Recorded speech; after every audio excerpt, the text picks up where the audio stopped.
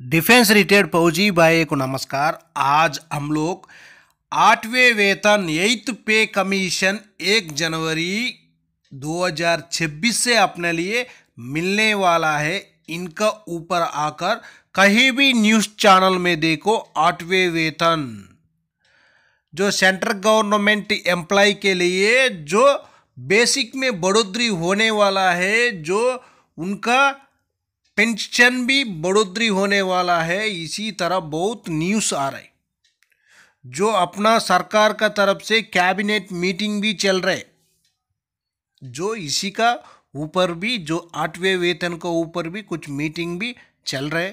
जो यूनियंस है, जो सेंट्रल गवर्नमेंट एम्प्लॉय का जो यूनियंस पूरा है, रेलवे हो और भी कुछ सेंट्रल गवर्नमेंट ऑफिस का जो यूनियन हो, उसी में भी जो उनका भी मीटिंग अलग अलग तरीके से चल रहे हैं। जो 8वें वेतन में उन्होंने कौन सा मांग सरकार का पास रखना चाहिए, और भी जो फिटमेंट फैक्टर कौन सा फिटमेंट फैक्टर लेना है सरकार से। और भी एक बात है, जो फिटमेंट फैक्टर होगा सभी को बराबर होना चाहिए। जो ऑफिसर से लेकर जो नीचे जो सबसे जो पे लेवल 1 तक सभी का बराबर जो फिटमेंट फैक्टर होना चाहिए बोलकर जो यूनियन पूरा इसी तरह मांग कर रहे हैं।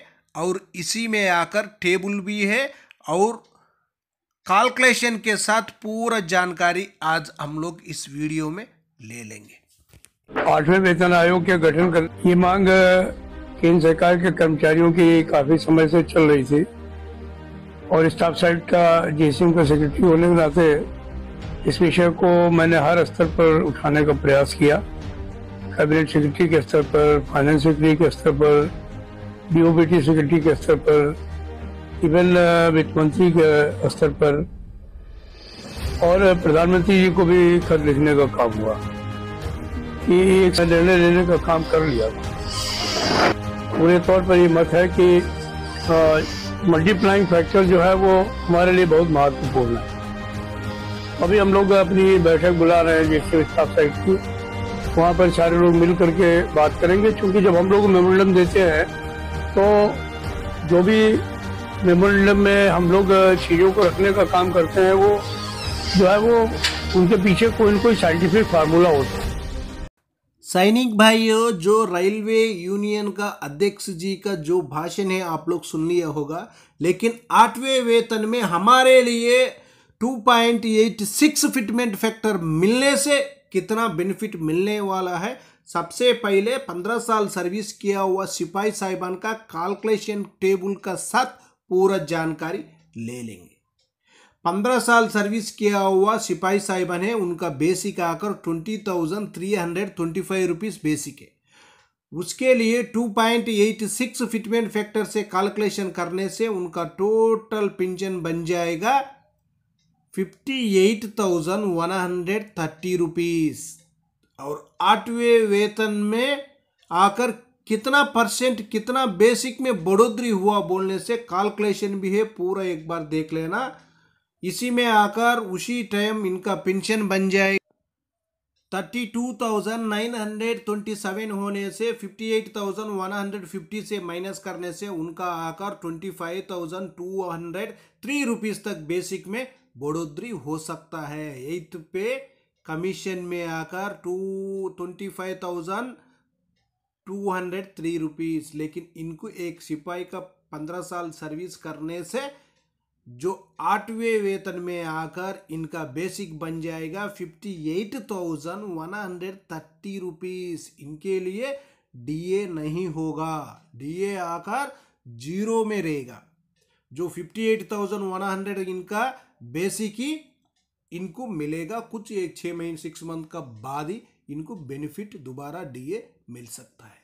उसका बाद नायक साहिबान का भी देखो सेम है, 8वें वेतन पे कमीशन जो 8th पे कमीशन का है 1 जनवरी 2026 से अपना लिए मिलने वाला है। लेकिन इनमें आकर नायक साहिबान 22 साल सर्विस करने से इनका बेसिक OROP3 का मुताबिक 23,569 रुपीज, फिटमेंट फैक्टर 2.86 से कैलकुलेशन करने से इनका बेसिक बन जाता है 67,407 रुपीज।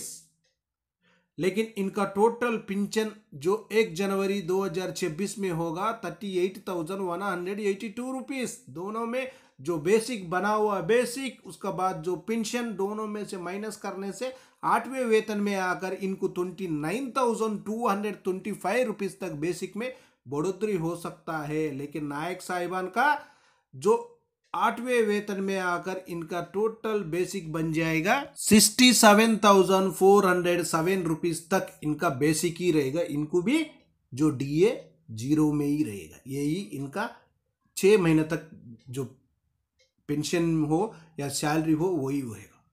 उसका बाद देख लेना जो हवलदार साहिबान 19 साल सर्विस करने से OROP3 का मुताबिक उनका बेसिक 23,432 रुपीज। उनके लिए फिटमेंट फैक्टर 2.86 से कैलकुलेशन करने से 67,016 रुपीज तक बन जाता है। लेकिन इनका टोटल पेंशन उसी टाइम में होगा 37,960 रुपीज।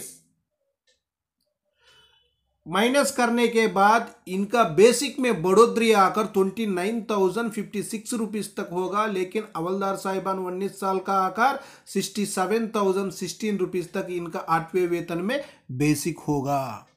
इधर चाहे तो आप लोग एक बार स्क्रीनशॉट लेकर पूरा टेबल भी है, एक बार जानकारी ले सकता है। इसी में देखो सिपाही से लेकर ऑर्डिनरी कैप्टन तक है, ऑर्डिनरी कैप्टन तक है। इसी में मैं क्या कर दिया, पे लेवल भी दिखाया है। पे अपना सिपाही के लिए आकर पे लेवल 3 से ही शुरू हुआ था, पे लेवल 1 से नहीं है, 3 से ही शुरू हुआ था। पे लेवल 3, 4, 5, 6, 7, 8, 10A 10B पूरा का है। इसी में आप लोग आराम से जानकारी ले सकता है। इसी में आकर टोटल बेसिक जो OROP3 का मुताबिक, उसका बाद जो 1 जनवरी 2026 में आकर अपना DA कितना होगा, DA टोटल, उसका बाद DA और बेसिक दोनों मिलने के बाद टोटल पेंशन। उसका बाद इधर क्या बताया है 2.28 कैलकुलेशन होने से, फिटमेंट फैक्टर होने से बेसिक कितना होगा, पेंशन टोटल बेसिक कितना होगा। उसका बाद 2.40 होने से टोटल बेसिक कितना होगा, 1.92 होने से टोटल बेसिक कितना होगा, 2.86 होने से अपना लिए कितना बेसिक बन जाएगा। सबसे पहले एक सिपाही साहिबान का जानकारी ले लेंगे। सेम में सिपाही साहिबान 17 साल सर्विस करने से उनका बेसिक 20,463 रुपीज है।